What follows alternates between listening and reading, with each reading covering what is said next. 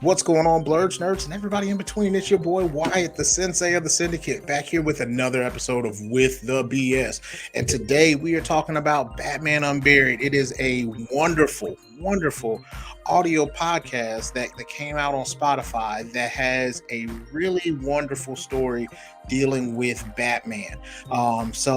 Of course, today I couldn't do it all by myself. I brought the right-hand man of the Syndicate here with me, Sirr, founder of the 2020 podcast LLC. Please say the LLC. LLC. You got to say it. Put some respect on my name. Exactly. So, sir, how you doing today? Man, I'm doing great. I'm glad we are finally getting a chance to sit down and talk about this podcast. I got a lot of shit to talk about. Bruh, I listened to it at the behest of our friend Banks. First of all, Banks, I'm glad you're feeling better, brother. Yes. And I thoroughly appreciate you putting us on this one. So yeah. Sir, my Banks is our dude. We've been 10 years in the game. 10 years, man. So all the way out of Florida. Shout out to my Brothers Keeper podcast. Yes, definitely. So we're gonna have to have him on again because we talked about what was it? Heels? Yeah, Heels together. So we'll have to do something else together. But he put this on. He was like, "Hey, I don't care what y'all are doing. Y'all need to listen to this." And of course, when my brother tells me I need to go ahead and listen to it, I heed what he says. So went ahead and because I moved recently about 3 or 4 months ago, got a good old house over here, but it's not as close to being school as I want it to be. So I was like, this is a perfect opportunity. Now, of course, I can't listen to it when Ben's in the car because it's not for the faint of heart. However, on that ride back though, I definitely, it definitely got that work. So, are we gonna spoil it, or are we gonna just? Because I feel like okay. I feel like we can. I feel like we can because there's certain things we're gonna dive into that you can't help but spoil. So I feel like just put a spoiler alert at the top of this review. I'll put it on there because like I really wanted to talk to somebody about it. You know what I mean? It is one of those things just like slept on. Yes, you're like, man. somebody needs to hear this. Like I need to talk to somebody about this. It's really good. But go ahead. Oh man, well, first things first, I gotta address the slept on comment. As much as I thought it was slept on, it wasn't. It defeated Joe Rogan for the #1 listened to podcast. Well, he did say nigga, so he may have lost some people too. But fair. But yeah, it's really like I know it's not slept in our circle, and I don't think because like us as Black people, I feel like we need to start listening to more podcasts that aren't necessarily just. This one was a story that was really, really good. It was in depth. I honestly, to me, it put me in the sense of the same kind of storytelling that the Batman was trying to do. And so it was really, really good. And then it had like a realistic thing. Since we already said that there are going to be spoilers, the fact that even Poison Ivy and the way that she came out to be had more of a realistic like story versus what happened with Batman and Robin. So it was wonderful. The only reason we say spoilers is because you don't know Poison Ivy's into it until afterwards. Yeah. What were your thoughts when you first started? Man, when I first got into it, I'm not gonna lie, starting at episode 1, the very first thing I noticed, and I'm sure you did too, because you mentioned something, you say you listened to it in the car. The sound quality. The sound quality is amazing. I don't know who the producer and the editors are, but I won't listen to it anywhere else but my car. For the simple fact, the surround sound effect. Okay. You literally feel like, especially in the first episode, when you're in the autopsy Bruce's dream in the autopsy room, you can hear all the utensils, and when they start the autopsy and you hear the ribs stretch, tell me you didn't cringe a little bit from the sound. It was dark, but then that's the thing that also made it really good because like you got those sound effects, but they weren't overwhelming. They didn't overpower the story. Right. It was like the story was the main course, and the sounds were your appetizers and desserts in some cases. One of my favorite parts wasn't even the major villains; it was the minor villain they created for this, the Harvester. The way he spoke, kind of like this neurotic, nervous, first starting serial killer / religious person, was really cool. I really like the parallels of him doing communion with his victims onto the next person. So he was like for those of you that don't know, the main character is kind of a red herring. The main villain, I should say. He's called the Harvester. He's a cannibal who kills, eats a part of the person, but leaves a piece of that person in the next victim, and so on, and so on, and so on. And when you get to his motivations, why, and the religious aspect behind it, it literally takes communion and makes you look at it in a totally different way. I really enjoyed it. And hell, let's talk about the other villains that showed up. Hugo Strange. The Riddler was my motherfucking dude. Oh my god, Riddler was dope. I would love just to have another story, but the way that they did it was so wonderful because of the fact that Riddler, he has that urge to tell riddles and things like that. So he doesn't know if he's going crazy. He doesn't know if it's an impulse that he can control. That's the one thing that helps out as well. But like, just even he's got a smart ass mouth, but in the same instance, you relate to him as well.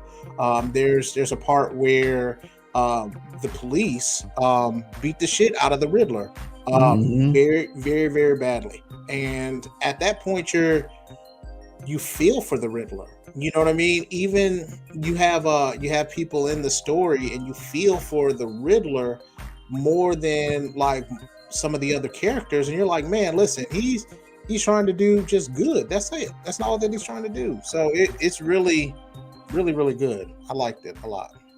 I do too. I like the fact that they made Riddler, like you said, they put him in a position where he was helping, and you didn't know what his motivations was. And this is what I found interesting. Why his motivations ultimately was to escape, of course, but his motivations was to clear his name.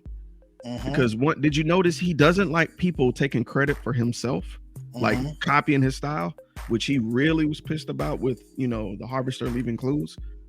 And he was not going to take credit for something drastic that he didn't do, which was stab Barbara's dad. So he was like, yo, I don't have anything to lie about. I'm already in Arkham, but look at the situation now. Do you really think I stabbed your daddy? Look at who's been antagonizing you this whole time. It's been Flash, cuz. Like, when that really dropped, bruh, because we know GCPD is like dirty 70-30. Bruh, dirty. It don't make no sense how, like, I guess you just have to have a felony in order to be able to qualify for the police with there. Boy.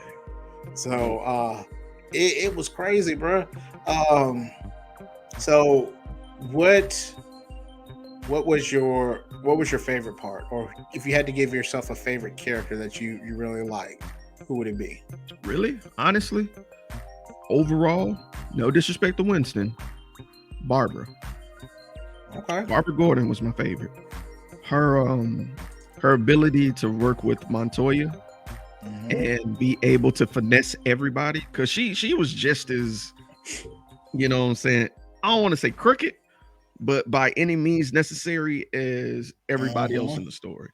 And she you could tell she's working in this thing where she's living in her dad's shadow. But she and Riddler were the only reason that Bruce is alive, right? So and to me, this was a story. Okay, so we know how we talk about there's some people who or some stories where you have to have the main character be the center of everything. Like, this one wasn't he wasn't the center of the whole thing. It was understanding the circumstances around a lot of other stories and crimes that happened to get us back there. Like Batman was not the center point. Like he was the icing on the cake, so to speak, on that one.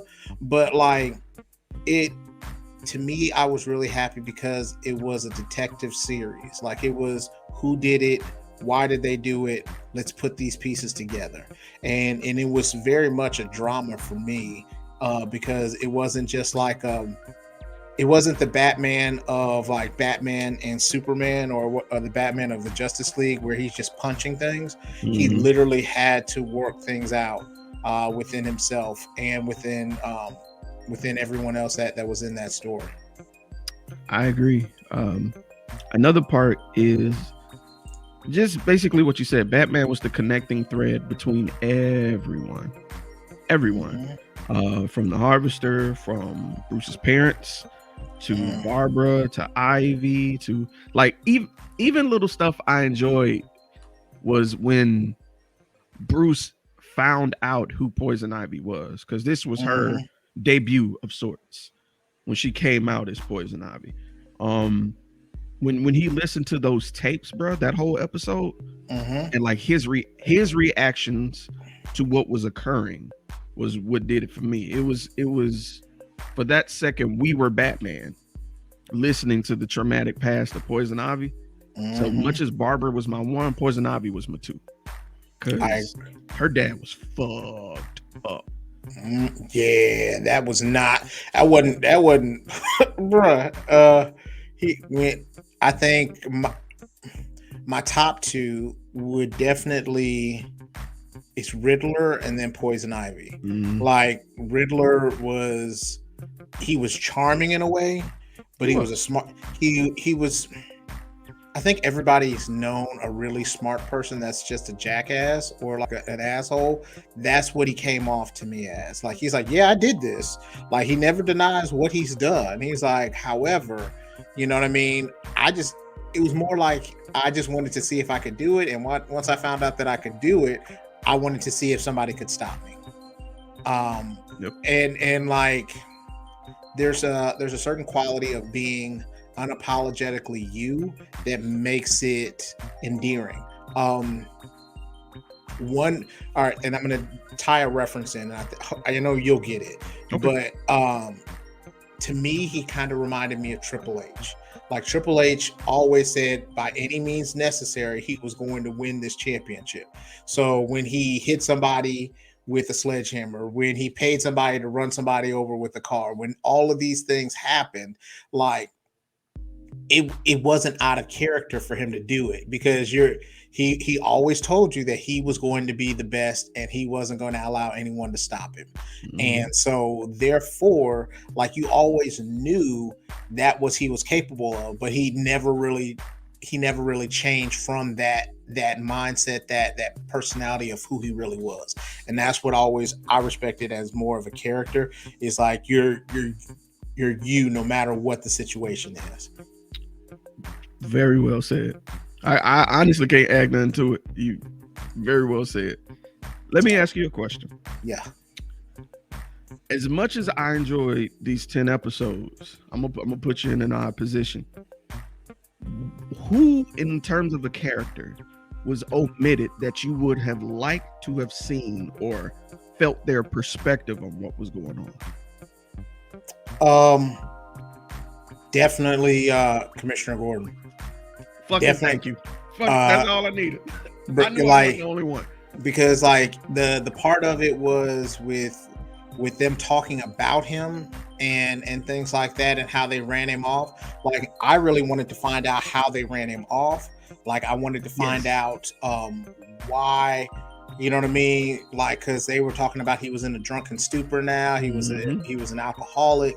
Like I wanted to be able to find out that story, because it seemed like, as much as it seemed like almost like a year one story, it wasn't a year one story, because he had been working with Commissioner Gordon for a really long time. Barbara Gordon was older.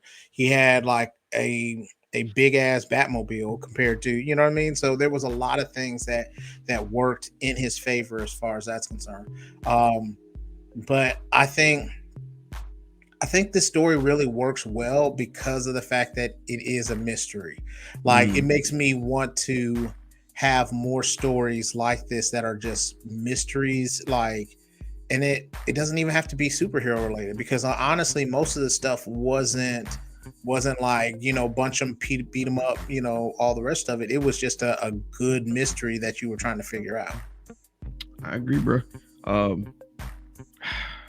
I was so let down that we got this glancing over as to what happened. It's like we got what Barbara thought happened. We got what Riddler knew what happened. I really wish we could have got Flash to talk about it a little more. And then we could have got Gordon. By the way, shout out to the guy who played Flash. He did an excellent job being a dick. I didn't like his ass from the time he first started talking. And I think that's, you know, just like in wrestling, if you can get real heat off minimal lines, you know, you're doing something.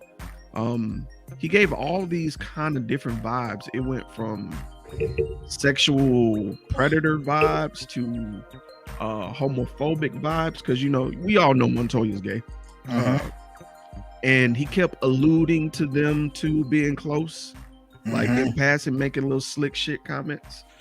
And then that shit with the Riddler. Like, don't get me wrong, Riddler probably had some of his men hurt, maybe even killed, but to go that far? Not only that, but they didn't even take his ass back to jail. They didn't. They were just trying to off his ass. No. The first time they were like, listen, they beat the shit out of him. And then after that, they left him there and was like, this is just a warning. Next time we're coming to kill you. Like, so go ahead, put his ass back in jail, leave this shit alone. And that was that. Like, that's one hell of a message, bro. Like, how you... So do you think Batman knew this, and that's why he kept promoting people to go to Arkham? That'd be fucked up. Because Batman can't take down the police. Well, I mean, he did something with Flask and the boys. Well, I mean, like the entire is what I mean. Oh, you know? Oh yeah. That's one of them Hydra situations. Cut off one head and two more appear. Yeah. I don't know, man. Like, I just get so demoralized just thinking about the police in that situation, man. What? Like, Gotham is fucked, bro. I'm sorry. It's fucked. Excuse my language. I know I said F like 9 times. Nah, bro, it's all right. I'll put that explicit on the on the podcast. Funny thing about the podcast, though, we actually are starting to do a little bit of something over here. So we actually took all these episodes, these visual episodes, and we actually put them on Spotify. We put them on iHeartRadio, Apple Podcasts. So anywhere that you go get your podcast from, now you can be able to say that you're with the BS no matter where you go. So check us out. Do that. And officially back up and streaming. I streamed yesterday. Some had some people come and join, but I was streaming yesterday Legend of Zelda Ocarina of Time. Ooh. And just an old classic, just going back to it. And a couple people hung out with me. I was really appreciative. You know what I'm saying? Shout out to y'all. Come back. I'm gonna stream again probably next weekend. You know. All right. So let's do it. Fun times, bro. One of the greatest games of all time. So, as far as Batman stories, like in my mind, I just saw this as a movie and like how this would be like a great movie. But in my mind, I also got sad because I realized that people wouldn't rock with it like they should. I'm gonna be honest with you. I agree. As much as people complain about not getting fresh content, the instant they get fresh content in a certain medium, they throw it away if it's not exactly like they like. And I hate to deviate from DC, but I'm gonna give you an example right now. The way all this hate is coming for the Kenobi show. Obi-Wan Kenobi, people are saying, "Oh, it's so stupid to do this small time period. Don't nobody care about this." That's your opinion.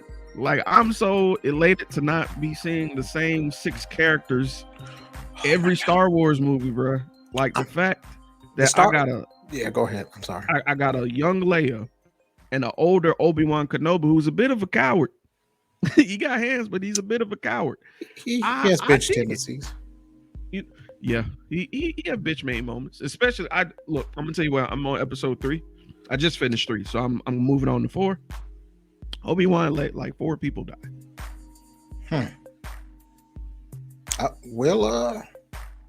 I haven't seen it yet, but like I've seen the memes. I've seen where he's definitely walked away from situations that Now he let you know up front. He's like, "Look, I'm not that nigga I used to be." And when he says that, when people say that, they thinking, "Oh, you just no, he's a runner. He'll murk if he absolutely must. I'm a runner, but I'm a track star." You don't see him use that lightsaber. You don't use that lightsaber like that, Nabai. He's traumatized. He's dealing with it, and we'll go back to Batman Unburied after this, but everybody's complaining about not having original takes, but you can't have it both ways. If you want original stories, let them be original. Give them a chance to breathe and build and give you somebody that you care about. I did not think I was going to give a damn about the Harvester, and honestly, Wyatt, I hate they killed him. I felt a full circle in his story though. Like I felt like he was okay. So there's a lot of B or C ranked villains, and he was definitely a C ranked villain that gave me, that have stories that I thought were really, really good. But I felt like he kind of ran his course. But then the fact that he finally was like, I can feel my heartbeat again. That was like, I was like, okay. I mean, they created him. He did his thing. And then after that, he just fell off into the abyss, which I was okay with. But he definitely, like, eventually we're going to have this conversation on who has the best rogue gallery, because I think it's stuck between 2 people. I think it's stuck between Batman and Spider-Man. I agree. Those are the exact 2 I thought of. And so we'll have to have that discussion, maybe a session of Comic Court. Who knows? But eventually, like, I just felt like he ran his course on that one. Because I think they low-key, they made his paranoia and they amplified it to a point where they really developed this serial killer. You know what I mean? Mm-hmm. Like they played on his insecurities, and he was just like, finally, like, he was told, like, okay, if you have this, if you get these things, then you'll feel whole. And a lot of times people don't feel whole, but he went and took it to an extreme. So I think of the potential of a cannibal style Hannibal Lecter religious zealot for Gotham. Because when we talk about C rank villains, let's take Victor Zsasz. I say Victor Zsasz is C rank, but Victor Zsasz, it isn't what he does, it's the irrationality of Victor Zsasz that makes him so scary. It's the fact that he's just a regular dude who just kidnap people and just kill them. It's the fact of you have to tug on the detective work to figure out what's going next. I wish Marvel and DC had more of a knack for that, because this was purely one of those situations where Batman couldn't punch his way out of it or tech his way out of it. Hell no. I wish that we could have got a pairing up, because they alluded to how Harvester and King Tut had a relationship. I would have liked for, and they talked, you heard them talk a little bit. I wanted Harvester and Calendar Man to work together. I thought that'd be dope, given the holidays, given his religious You know what I'm saying? Connections to those days.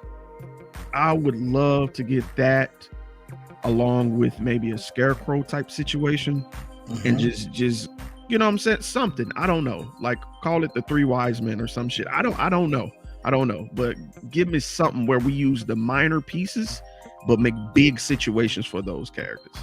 Yes, I really appreciated just even getting to be able to see some of these characters, like, because like you said, you brought up King Tut. Didn't they bring up Calendar Man because he was in there at that time?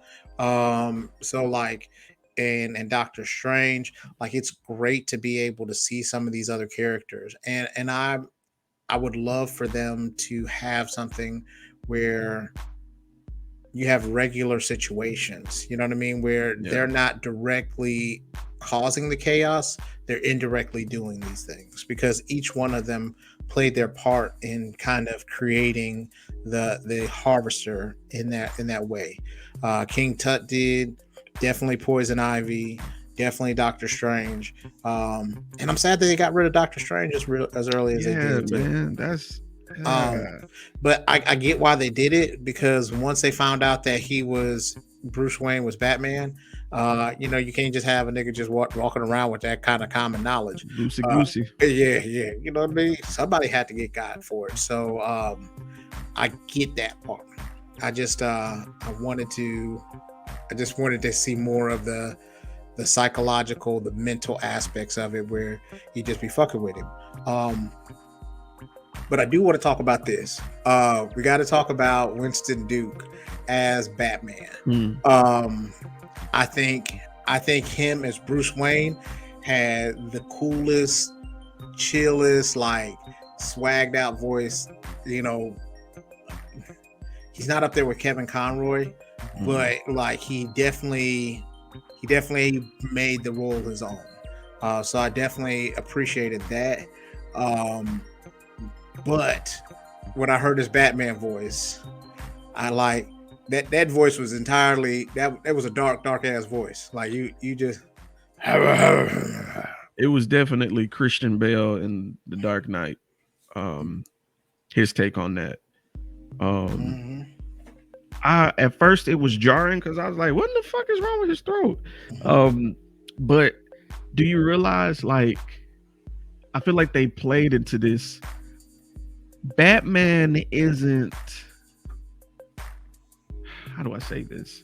Batman is a full-on personality for Bruce. Did you notice that? Like, when he has to go and do something, Batman kicks in, and that's when the voice turns on. It's almost like when the old Thor, you know, you had Dr. Donald, and then when he uses Kane, he turned into Thor and he talked different and everything. Like, that's the vibe I get. So it makes me look at this damaged Bruce a little bit more as almost like a split personality. Yeah. Batman is fully a different, what's it, dissociative identity disorder? You know better than me. Full on. Batman has multiple personalities. They are two distinct people, and I'm fine with that. I'm cool with that. Oh man, because like you said, when he's Bruce, he's cool. He's dope. Even from the way he talks to his parents. Shout out to Lance Reddick being Thomas Wayne. I loved it, bro. And then his mom was, I can't say her name. She's been in a lot of stuff. Yeah, I knew I recognized that voice. She is.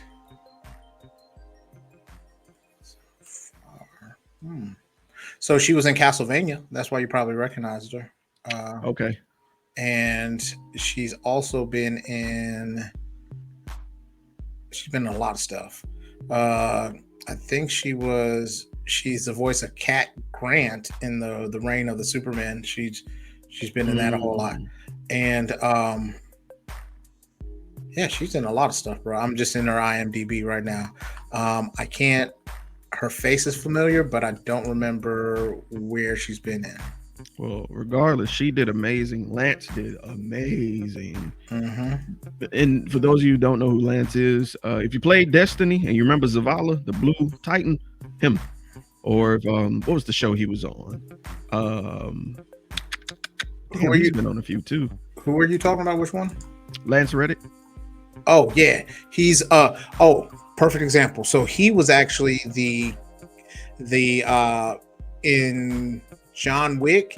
He was the the teller, the person up front, the front desk person. Yes. Yeah. He was a dope Thomas Wayne. And the whole swerve in the beginning, because you sit here listening to him, and then do the autopsy, he gets attacked, he goes to the hospital, and then Mr. and Mrs. Wayne show up, and you like, what the fuck is this? Ain't y'all dead? But yeah, it unfolds. What is it, episode 3 or 4, that Bruce is asleep?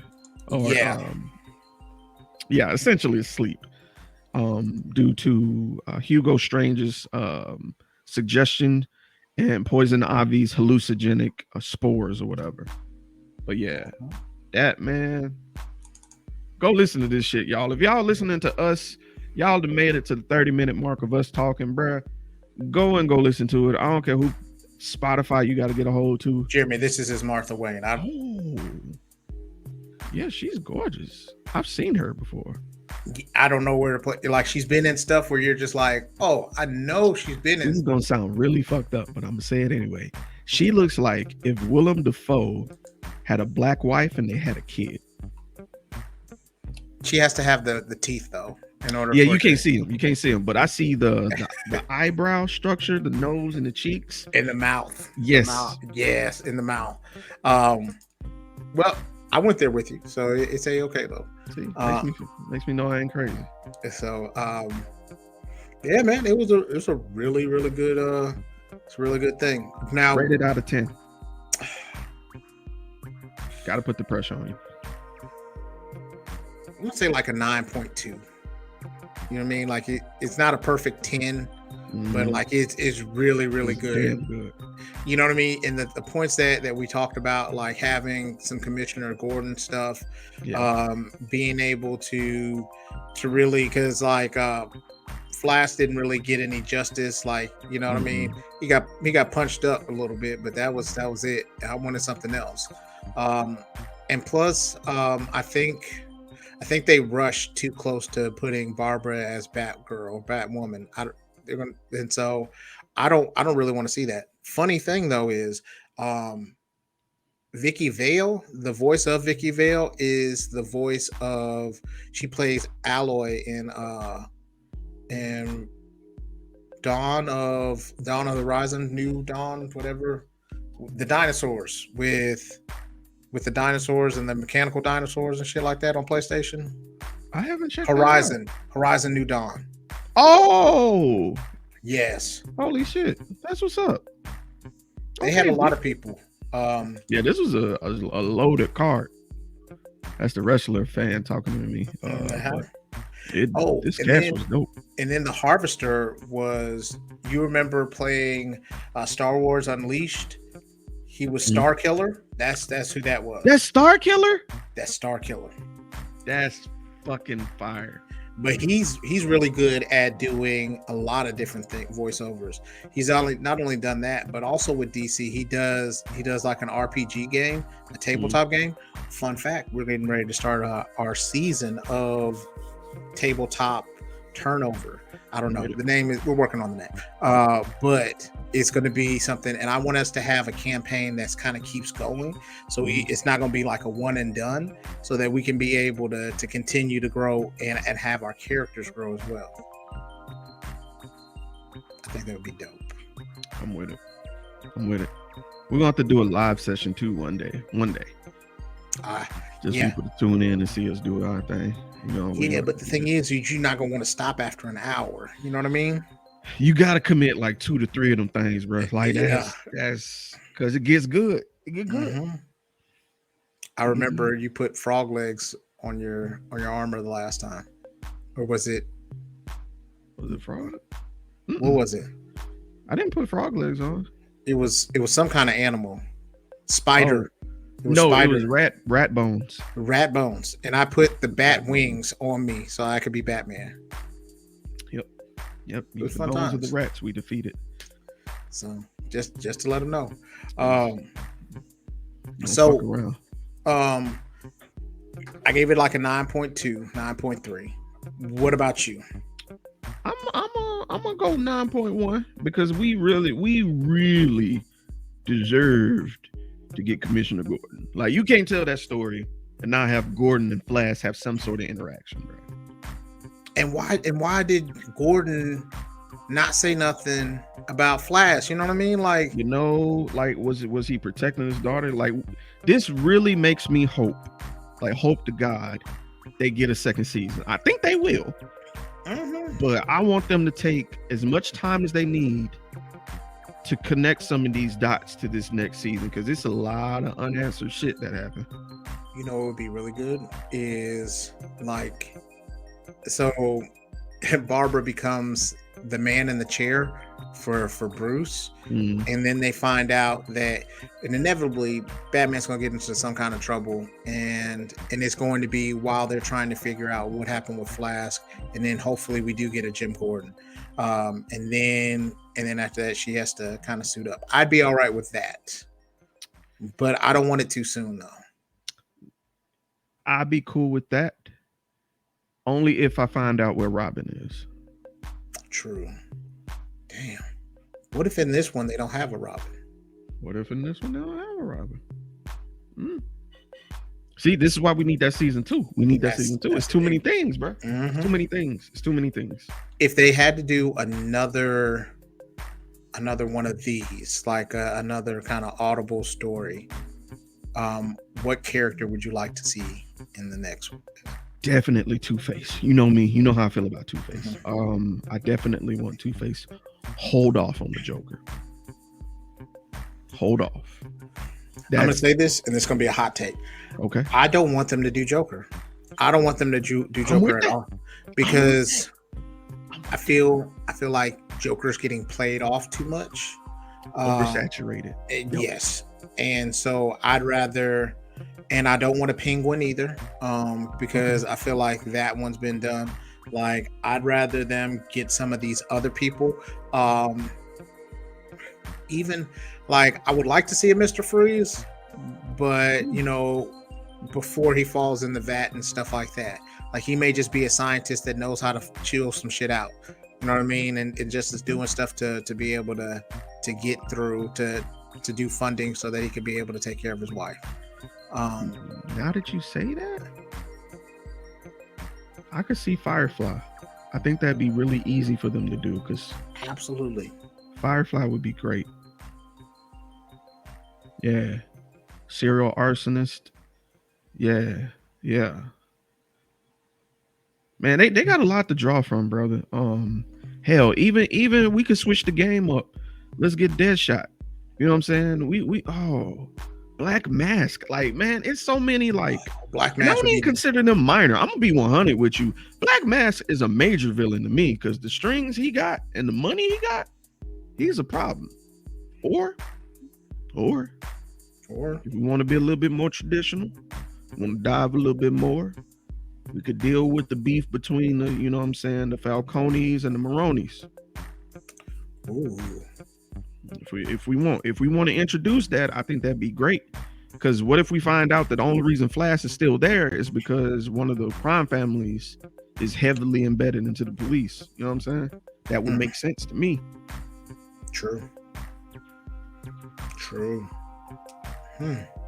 That'd be really good.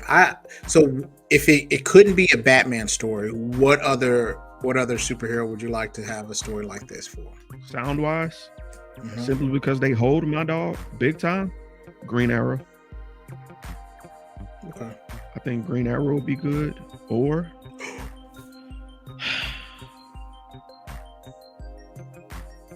hear me out. I know he's not super big, but I've been dying for a really good tale involving Dr. Fate. Okay. I've been dying for something. You know, I would really love that. I got one for you. What you got? The Flash. He's forensic scientist. You know how I feel about the Flash. No. Yeah, I know. Listen to me. So he's a forensic scientist. He's being able to. He's trying to find out this stuff, but whatever it is, he can't figure it out using science. And he's trying desperately to find out who this killer is in Central City, but he can't do it. And he's even trying to use, all his Flash stuff doesn't help him, because he, in his mind, is a forensic scientist. You know what I mean? Before he got his powers, that's what he was doing. So have it be something where science and speed aren't able to help him right now. I would take Flash in a sound story where he was a partner.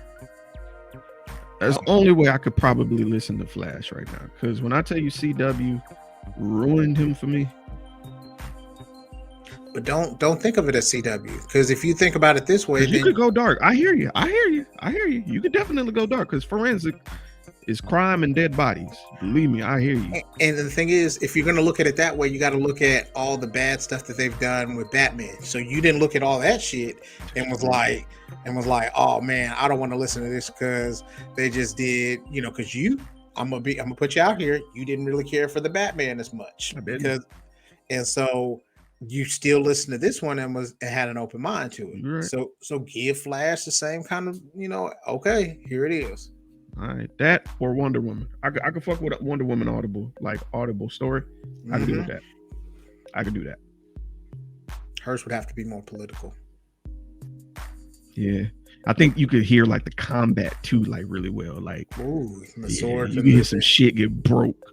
Ooh, what about broken ribs where she punches somebody? That's what I'm saying. Yeah, that'd be really good, man. Well, yeah, I think we covered it. So in the next couple weeks, what you can expect here from the Blerd Syndicate, we actually have a Blerd Jeopardy game coming up where, say for instance, we'll have 3 contestants, but and when you get the question right, you choose the question for the next person, the topic from there. Now, if they don't get it right, each and every one of them have been given a box of jelly beans. It's the jelly bean challenge. So if they don't get the question right, they have to choose one of those jelly beans from the box and chew it. And then hopefully it's a good one, but there are some that are not that great. They have stuff like soured milk, grass clippings, dirty socks.